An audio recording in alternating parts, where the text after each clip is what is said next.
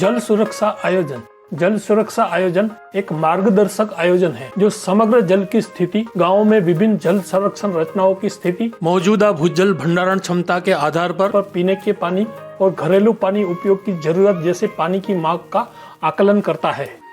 यह आयोजन गांव में मौजूद रचनाओं की मरम्मत और रखरखाव के माध्यम से स्थानीय जल संसाधनों को बढ़ाने, नए निर्माण करने, पानी की दक्षता को अपनाने और पानी के पुनः उपयोग के विकल्प भी प्रदान करता है। ये विकल्प समुदाय आधारित भागीदारी प्रक्रियाओं एवं वेधशाला और भू आकृति संबंधित डेटा के आधार पर सुझाए जाते हैं।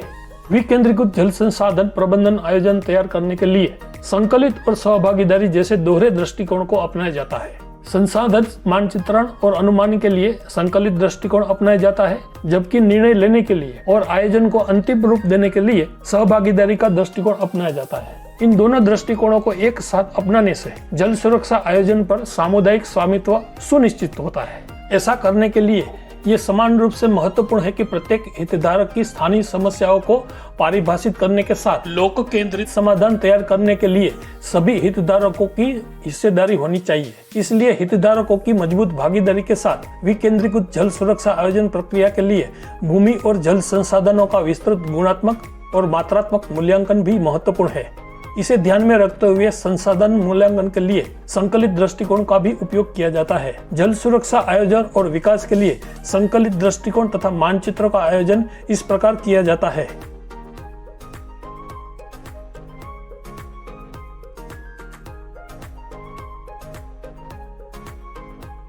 आइए अब देखते हैं कि जल सुरक्षा का आयोजन करने के लिए कौन से मानचित्र की आवश्यकता है। जल सुरक्षा का आयोजन करने के लिए 7 मानचित्रों की आवश्यकता है। पहला, बुनियादी मानचित्र। दूसरा, भूमि उपयोगी मानचित्र। तीसरा, भू आकृति मानचित्र। चौथा, सतही भूस्तर मानचित्र। पांचवा, जल स्रोत मानचित्र।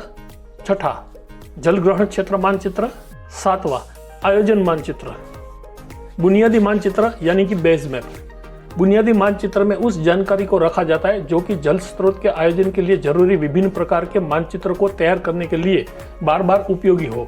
इस मानचित्र में गांव तल, खेतों की जमीन, गांव की सीमा रेखा, तालाब, नदी, रास्ते, महत्वपूर्ण भूमि चिन्ह जैसी जानकारी दर्शित की जाती है।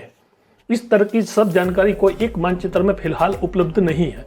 रेवेन्यू मैप और टॉपोशीट की जानकारियों का समन्वय करके बुनियादी मानचित्र बनाया जाता है। इस तरह बुनियादी मानचित्र में एक गांव या क्षेत्र को लेकर सभी महत्वपूर्ण जानकारी मिल जाती है। भूमि उपयोगी मानचित्र यानी कि लैंड यूज मैप। भूमि उपयोगी मानचित्र वो मानचित्र है जिसमें भूमि के मानव ने निर्धारित किए उपयोग जैसे कि सिंचित खेती, बिन सिंचित खेती, गांव तल, उद्योग संकुल, गोचर भूमि, वेस्टलैंड इत्यादि की जानकारी दर्शित होती है। जल ग्रहण क्षेत्र आयोजन में जल संतुलन यानी कि वाटर बैलेंस में किसी एक गांव की पानी की जरूरत कितनी है, यह इस मैप से अंदाजा लगाया जा सकता है। भूमि उपयोगी मानचित्र की मदद से कौन सी भूमि पर से कितना जल बह जाता है और जल स्रोत विकास द्वारा कितना जल संग्रह किया जा सकता है, यह जानने का प्रयास गिनती करके किया जाता है। इसके अलावा यह मानचित्र वर्तमान भूमि उपयोग में जल ग्रहण क्षेत्र आयोजन में कहां कैसे बदलाव आ सकता है उसका अनुमान लगाने के लिए भी उपयोग में लिया जाता है। भू आकृति मानचित्र यानी कि जियोमॉर्फोलॉजी मैप। इस मानचित्र में भूमि के ऊपर किस किस्म की भू आकृतियां है वह दर्शाया जाता है। यह मानचित्र जल स्रोत का आयोजन और विकास करने में उपयोगी होता है। सतही जल संरचना बनाने के लिए सही जगह का चयन करने के लिए यह मानचित्र महत्वपूर्ण है। इसके अलावा भू आकृति की प्रकृति के हिसाब से कहां से कितना सतही जल प्रवाह बहेगा उसका सही अंदाजा मिल सकता है। इस मानचित्र को बनाने के लिए भू आकृति विज्ञान की जानकारी होना जरूरी है।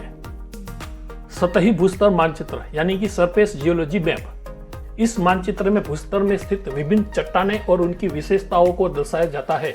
सामान्यतः क्षेत्र में चट्टानें कहाँ स्थित है और वह किस दिशा में कहाँ तक हो सकती है तथा उसकी गहराई कितनी है, ये सभी जानकारी इकट्ठा करके दर्शाई जाती है। इस जानकारी से जल स्रोत के विकास करने में सहायता मिलती है। भू आकृति मानचित्र के साथ इस मानचित्र के माध्यम से जल संग्रहण संरचना बनाने के लिए सही जगह का चयन किया जा सकता है। यह मानचित्र बनाने के लिए काफी अनुभव होना जरूरी है। अनुभव के लिए नदी नाले और जहाँ पे चट्टानें भूमि के ऊपर दिखाई देती है वहाँ पद चलन करके अध्ययन करना चाहिए। जल स्रोत मानचित्र यानी जियो हाइड्रोलॉजी मैप। किसी भी गांव और क्षेत्र के जल और भूमि के प्रबंधन आयोजन हेतु जल स्रोत मानचित्र बनाना महत्वपूर्ण है अध्ययन क्षेत्र के जल स्रोत की स्थिति और उनकी क्षमता के बारे में आवश्यक जानकारी इस मानचित्र में दर्शाई जाती है। जल ग्रहण क्षेत्र यानी वाटरशेड मैप। जल ग्रहण क्षेत्र के विस्तार के आधार से मांग और आपूर्ति का समीकरण का अंदाजा लगाकर टिकाऊ आयोजन के लिए क्या रणनीति हो सकती है वह इस मानचित्र से तय किया जाता है। अगर मांग ज्यादा है तो विकास के कार्य का चयन करना चाहिए। मांग की तुलना में अगर पानी ज्यादा है तो पानी का कहीं और उपयोग करना चाहिए। अगर मांग और आपूर्ति का संतुलन हो तो सही प्रबंधन को बनाए रखना जरूरी है। आयोजन मानचित्र यानी कि प्लानिंग मैप। सभी मानचित्र को साथ में लेकर गांव के लोगों के साथ बैठकर सलाह मशवरा करके सही निष्कर्ष के साथ जल और भूमि के प्रबंधन का आयोजन इस मानचित्र में दर्शाया जाता है। इस मानचित्र में कौन सा कार्य कौन सा लक्ष्य पाने के लिए किया गया है उसकी विस्तृत जानकारी मिलती है। इस प्रकार किसी भी क्षेत्र का आयोजन किया जा सकता है। अधिक जानकारी के लिए संपर्क करें arid communities and technologies A52 Changleshwar society Ranjanbadi के सामने Pramukh Swami Nagar Mundra road relocation site Bhuj Kutch Gujarat. Phone number 02832231831।